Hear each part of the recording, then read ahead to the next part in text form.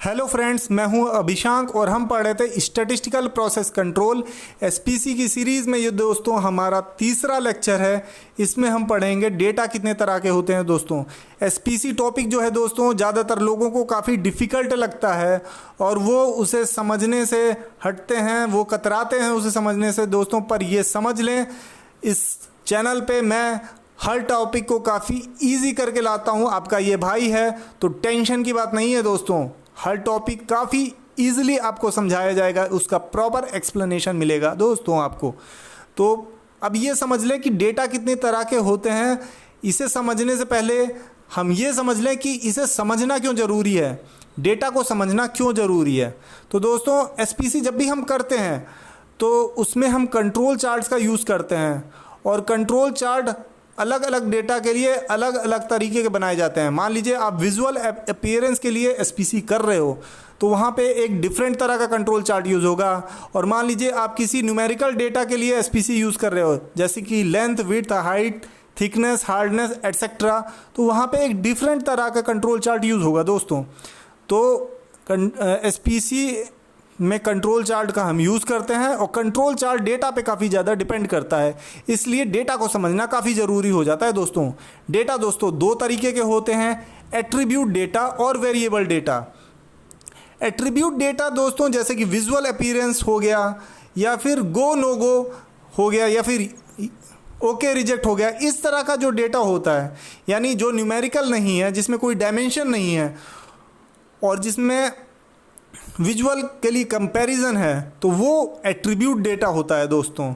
और variable data दोस्तों जैसे कि length, width, height, thickness, weight, hardness, इस तरह के जो न्यूमेरिकल डेटा होते हैं दोस्तों उन्हें वेरिएबल डेटा बोला जाता है दोस्तों। अब वेरिएबल डेटा दोस्तों दो तरीके के होते हैं, डिस्क्रीट डेटा और कंटिन्यूअस डेटा। तो दोस्तों अब समझ लें डिस्क्रीट डेटा क्या होता है। डिस्क्रीट डेटा होता है जैसे कि दोस्तों 1 2 3 4 5, यानी जिसमें डेसिमल के बाद कोई नंबर नहीं होता है, यानी डेसिमल वैल्यूज़ नहीं होती। एग्जाम्पल के तौर पे दोस्तों जैसे कि आपके बैंक अकाउंट होते हैं, तो या तो आपके पास एक बैंक अकाउंट होगा, दो बैंक अकाउंट होंगे, तीन बैंक अकाउंट होंगे, चार बैंक अकाउंट होंगे, यानी नंबर ऑफ बैंक अकाउंट्स। कोई अगर बोला मेरे पास 1.5 बैंक अकाउंट्स हैं, वो गलत होता है दोस्तों।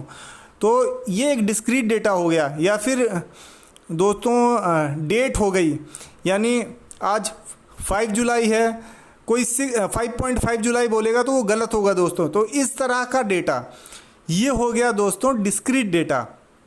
कंटिन्यूअस डेटा दोस्तों, कंटिन्यूअस डेटा में अक्सर दोस्तों वेट के लिए लेंथ, विड्थ, हाइट, यानी न्यूमेरिकल वैल्यूज़, वो न्यूमेरिकल वैल्यूज़ दोस्तों जिनके डेसिमल के बाद भी वैल्यूज़ होती हैं, यानी वेट हो गया, मोल्ड, टेम्परेचर हो गया, इस तरह का डेटा जो डेसिमल्स में भी आ सकता है दोस्तों, उसको कंटिन्यूअस डेटा कहते हैं दोस्तों। अब दोस्तों एट्रीब्यूट डेटा क्या होता है। एट्रीब्यूट डेटा दोस्तों दो तरह का होता है, नॉमिनल डेटा और ऑर्डिनल डेटा। तो नॉमिनल डेटा दोस्तों जैसे कि okay, reject, approve, reject, yes, no, go, no go, यानी विजुअल अपीयरेंस या फिर गो नो गो गेज में यूज़ हो गया। तो यहाँ पे दो ही कैटेगरी होती है, या तो ओके होगा, या तो रिजेक्ट होगा, या तो अप्रूव होगा, रिजेक्ट होगा, गो होगा, या तो नो गो होगा। तो इस तरह का जो डेटा होता है इसे नॉमिनल डेटा कहते हैं दोस्तों। ऑर्डिनल डेटा में दोस्तों कैटेगराइजेशन दो से ज़्यादा होता है, यानी जैसे कि आपने देखा होगा स्कूल में ग्रेड्स मिलते हैं दोस्तों। तो कोई स्टूडेंट ए ग्रेड पा रहा है, कोई बी पा रहा है, कोई सी पा रहा है, कोई डी पा रहा है, कोई ई पा रहा है। तो वैसे ग्रेड्स कंपैरिजन का एक बड़ा गलत तरीका लगता है मुझे दोस्तों, और ये कोई एग्जैक्ट तरीका नहीं है किसी की कैपेबिलिटी डिसाइड करने के लिए। पर एज ए एग्जांपल लिया मैंने इस टॉपिक को दोस्तों, तो हम बोल सकते हैं कि ए ग्रेड वाला बी से बेटर है या बी वाला सी से बेटर स्टूडेंट है। तो एक कंपैरिजन होता है दोस्तों इसमें, और कैटेगरी दो से ज़्यादा होती है। जैसे कंपनीज़ में सीनियरिटी लेवल होते हैं दोस्तों, जूनियर लेवल का कोई पर्सन है, कोई मिड लेवल का पर्सन है, कोई सीनियर लेवल का पर्सन है। तो इस तरह के डेटा जो होते हैं इन्हें ऑर्डिनल डेटा कहते हैं दोस्तों। तो दोस्तों आई होप आपको ये टॉपिक समझ में आया होगा, और मैं अभिशांक आपके लिए डिफ़िकल्ट से डिफ़िकल्ट टॉपिक ईजी बना के रिप्रेजेंट करूँगा दोस्तों।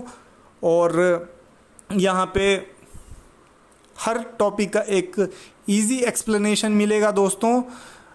और एसपीसी की सीरीज़ में मैं अगला लेक्चर लाऊंगा दोस्तों जल्द ही। Thank you.